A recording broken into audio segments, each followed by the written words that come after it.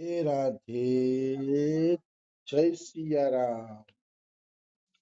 આપણે શ્રી શ્રી રાણીમા અને રૂડીમાનું ચરિત્ર ચાલે છે. રાણીમા અને રૂડીમાના ચરિત્રમાં આગળ વધીએ તો રાણીમા માળિયા મિયાણા જાય છે અને માળિયા મિયાણા જઈને ઠાકોરજીની માંગણી કરે છે. કારણ કે ઠાકોરજીએ એને સ્વપ્નમાં કીધું હતું કે માળિયા મિયાણા જાઓ અને મારી મૂર્તિને લઈ આવો.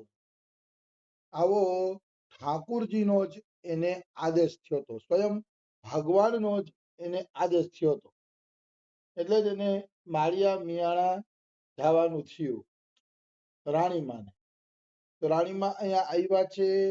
અહીંના જે કાયાણી કુળના રાજા છે એ કાયાણી કુળના રાજાએ રાણીમાનું સ્વાગત કર્યું છે, રાણીમાનો સત્કાર કર્યો છે અને રાણીમાને ખૂબ જ ભાવપૂર્વક પ્રેમપૂર્વક આદર આપ્યો છે આ કાયાણી કુળના રાજાઓએ.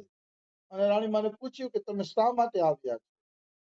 તો રાણીમા કહે કે હું કૃષ્ણની મૂર્તિ લેવા માટે આવી છું ને એના માટે મને ઠાકોરજીની આજ્ઞા થઈ છે.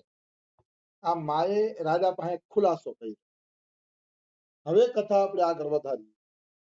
જ્યારે માએ રાજા પાસે આ ખુલાસો કર્યો ત્યારે રાજાને અને ગામ લોકોને નવાઈ લાગી.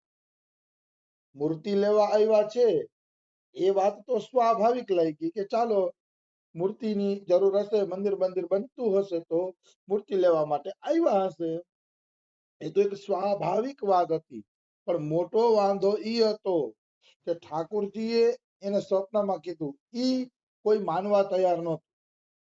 બધા લોકો એમ વિચારતા હતા કે આપણે કેમ ખબર પડે કે રાણીમાને ખરેખર ઠાકોરજીએ જ આદેશ આપ્યો છે? આપણે કેમ ખબર પડે? વાત સાચી છે ભાઈ, આટલો બધી શ્રદ્ધા કરવી કઠિન છે. આ શ્રદ્ધા કરવી એટલી સહેલી નથી. આવી વસ્તુ છે. એટલે ગામ લોકોને એને થોડોક નારાજગી જેવું વર્તન દેખાણું કે ભાઈ એવું થોડું હોય કે રાણીમાને સ્વપ્નમાં કહી જાય ભગવાન, એવું થોડું આપણે માની લઈએ. એને કીધું ને. અને એમાંય રાજાની આસપાસ બે ત્રણ મિયાણા ભાઈઓ હતા જે એના મંત્રી જેવા જ હતા એમ માનો ને. તો રાજાને એમ થયું જો એમને હું ગામની મૂર્તિ આપી દઈશ તો આ બે મિયાણા ભાઈઓ પણ નારાજ થશે. કારણ કે આ રાજાને તો બધા નાચવાના હોય, એનામાં બધી જાતના મંત્રી લોકો હોય, બધી પ્રકારના સલાહકાર હોય. તો રાજાને તો બધાને લઈને હાલવું હોય ત્યારે રાજાની સીટ ટકે છે, નકર ટકતી નથી. તો બે ત્રણ મિયાણા ભાઈઓ હતા જે અમીર તરીકે રહેતા હતા એની પાસે, એમને પણ થોડીક નારાજગી થઈ. હવે આ જે મૂર્તિ રાણીમાએ માંગી હતી એ મૂર્તિ આ મિયાણા લોકો એક વખત લડાઈમાંથી પડદરી તાલુકાના ખાખડા બેલા ગામ છે, એ ખાખડા બેલા ગામમાંથી મિયાણાઓ આ મૂર્તિ ઉઠાવી લાવ્યા હતા વર્ષો પહેલા. લડાઈ વખતે હતી એ પડદરી તાલુકાના ખાખડા બેલા ગામની. અને યુદ્ધ કરીને મિયાણા લોકો એને માળિયા મિયાણા લઈ આવ્યા મૂર્તિની, અને મૂર્તિની પ્રતિષ્ઠા કરી દીધી. હવે રાજાને સંકોચ એ હતો કે મંદિરની પ્રતિષ્ઠિત મૂર્તિ હું રાણીમાને આપી દઉં તો મંત્રી લોકો નારાજ થશે, હજી એને અમે સલાહ નથી કરી એટલે. અને ગામ લોકો પણ નારાજ થશે, ગામ લોકો પણ નારાજ થશે કે આને મૂર્તિ આ રીતે આપી દીધી. અને ગામ લોકોને બે નારાજ ન થાય ને એવો વચલો રસ્તો કાઢવાનું રાજા કંઈક વિચારે છે કે કંઈક વચલો રસ્તો નીકળી જાય તો સારું. આવી વસ્તુ છે. પણ એ પેલા તમને લોકોને સત્સંગ મહિમાની કથા જણાવી દઉં, પછી વચલા રસ્તાની વાત કરું. કારણ કે મને સત્સંગ મહિમાનો એક સારો પોઈન્ટ મળ્યો છે, એ તો હું હવે તમને જણાવીશ જેથી રેકર્ડ થઈ જાય તો બધા ભક્તોને લાભ મળે.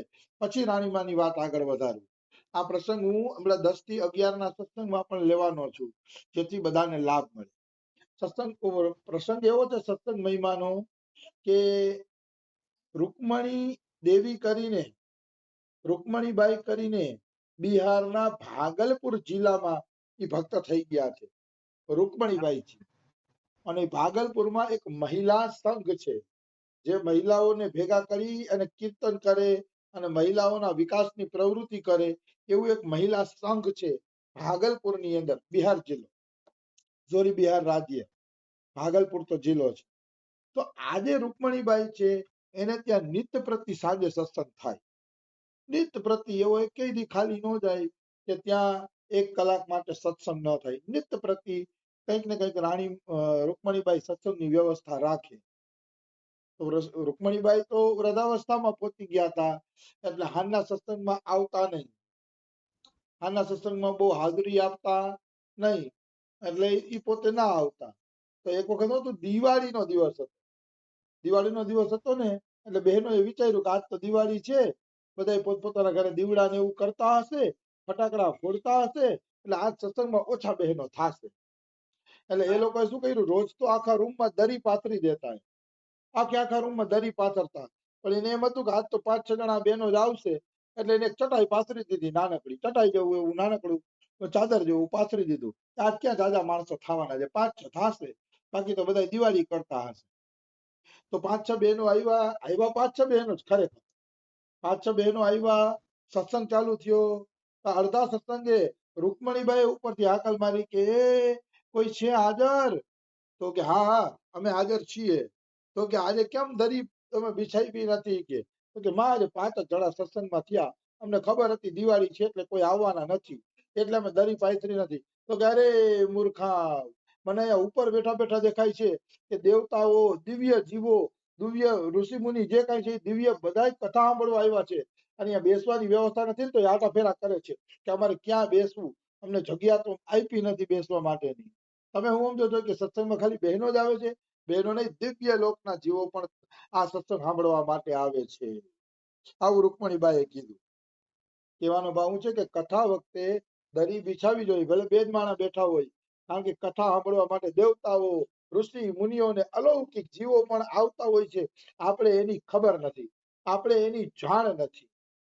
અલૌકિક જીવ, કથાનો આટલો મહિમા છે, ભગવત કથા થતી હોય અહીંયા અલૌકિક જીવો કથા સાંભળવા માટે આવતા હોય છે. આવી વસ્તુ છે. એટલે હંમેશા સત્સંગને મહત્વ આપવું, સત્સંગને નાનો ગણવો નહીં, અને સત્સંગ થતો અહીંયા આદરપૂર્વક દરી ને બધું બિછાવવું જ જોઈએ, જેથી દેવતા લોકો કે કોઈ ઋષિ મુનિ કથા સાંભળવા આવે તો એને પણ એ લાભ મળે. આવતા જ હોય છે, આપણો વિશ્વાસ નથી, બાકી આવતા જ હોય, એમાં કોઈ એટલે કોઈ શંકા નથી. આવી વસ્તુ છે.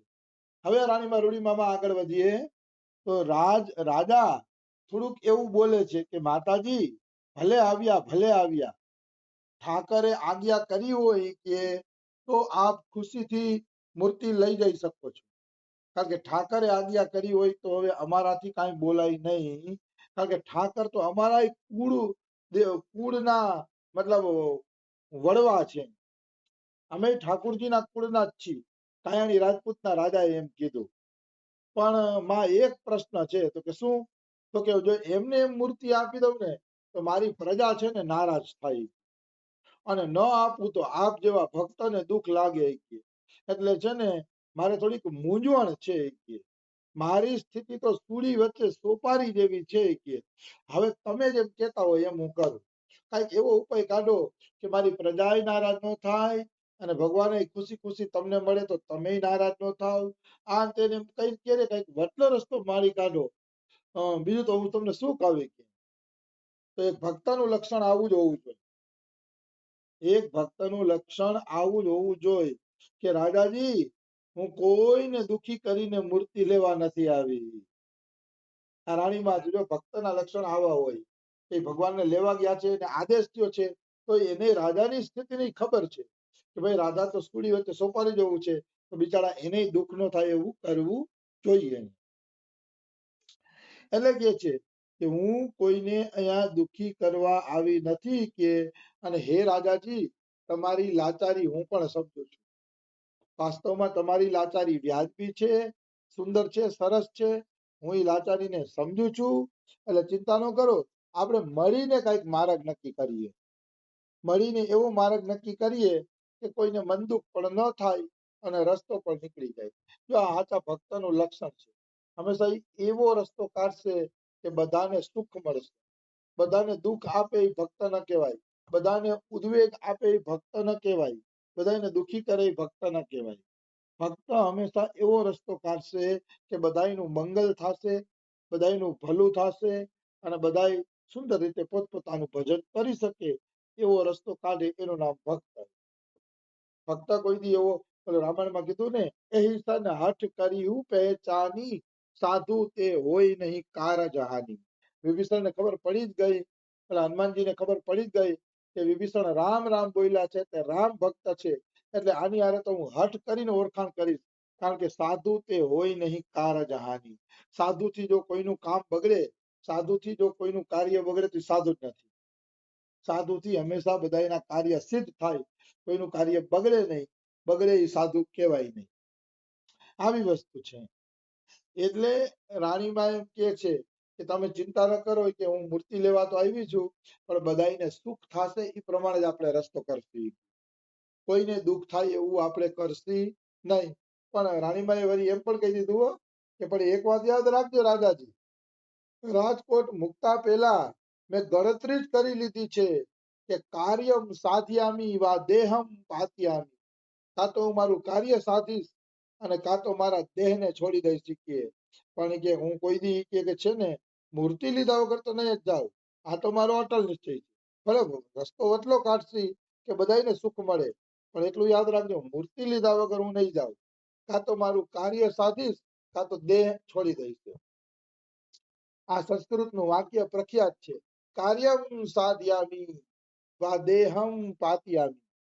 મતલબ કાં તો ભગવાન મળશે, કાં તો શરીર પડશે, ત્રીજો કોઈ વિકલ્પ નથી. આ છે ને એની દ્રઢ નિષ્ઠાનું લક્ષણ છે. મનુષ્યની અંદર વાસ્તવમાં દ્રઢ નિષ્ઠા હોવી જોઈએ, પોતાના કાર્ય માટે ઉત્સાહ હોવો જોઈએ, પોતાના કાર્ય માટે દ્રઢ નિશ્ચય હોવો જોઈએ, અને એવી રીતે કાર્ય પૂરું કરવાનું કે સંસાર જગતને ખબર ન પડે કે આનું કાર્ય પૂરું થઈ ગયું છે, આને ભગવાન મળી ગયા છે, એવી સંસાર જગતને ખબર પણ પડવી જોઈએ નહીં. ત્યારે માનવાનું કે ભગવાન તમને મળી જ ગયા એમ માનો, નિશ્ચિત મળી ગયા એમ માનો. આ રીતે તમારી ભક્તિ પણ હોવી જોઈએ, તો પછી વાંધો આવતો નથી. આવી વસ્તુ છે. તો કાર્યમ સાધ્યામી વા દેહમ પાત્યામી આમ કીધું ને, તો બાઈ માના અફર નિર્ણયને જોઈને તમામ ગામ લોકોના ચહેરા લેવાઈ ગયા. કારણ કે ઘણાને ભગવાનમાં પ્રેમ હતો એટલે દેવા નહોતા ભગવાન, ઘણા ઈર્ષા દેખાય વાળા હતા એને ભગવાન નહોતા દેવા, અને રાજાના મનમાં થોડોક ચોર છુપાયેલો હતો કે હવે આ પેઢીઓથી મૂર્તિ પૂજાય છે કેમ આપી દેવી. એટલે બધાના મોઢા લેવાઈ ગયા, ઓહો માં તો આવું સંકલ્પ કરીને બેઠા છે કે આપણા ગામમાં સંતનું મૃત્યુ ન થાય. એટલે બધા ચિંતામાં પડી ગયા. હવે એ ચિંતામાં શું નિર્ણય કરવો એ કઈ નક્કી ન થયું.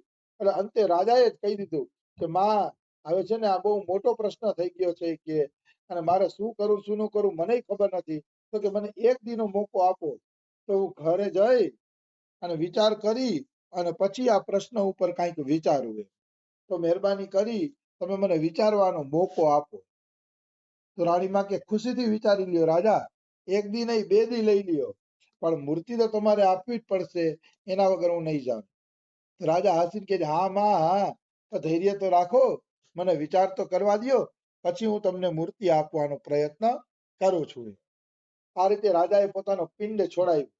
પિંડ છોડાવ્યો એટલે બહુ ચિંતામાં હતો કે માને શું જવાબ દેવા, જવાબ આપી શકે એવી કોઈ સ્થિતિ નહોતી. એમ મૂર્તિ મંદિરમાં પૂજાતી હતી અને પૂજાયેલી પ્રાણ પ્રતિષ્ઠા વાળી મૂર્તિ કેવી રીતે આપી દેવી. પ્રાણ પ્રતિષ્ઠા વાળી મૂર્તિ આપવી કઈ એટલી હેલી વાત નથી, બહુ કઠિન વાત છે. એટલે રાણીમાં ચિંતામાં હતા કે ગામની મૂર્તિ, પાછી પ્રાણ પ્રતિષ્ઠા વાળી મૂર્તિ, અને ઈ કઈ રીતે આ રીતે આપી દેવી, એવી ચિંતા અને સતાવતી હતી રાણીમાને. તો હવે રાણીમા માટે આગળ શું નિર્ણય કરશે રાજા, મૂર્તિ દેશે કે નહીં દે, અથવા તો મૂર્તિનું શું કરશે, કેવી રીતે રાણીમાને મળશે, એ બધી કથા આપણે કાલે લઈ લેશું. આજે સમય થઈ ગયો છે. રાધે રાધે, જય સિયા રામ. રાધે.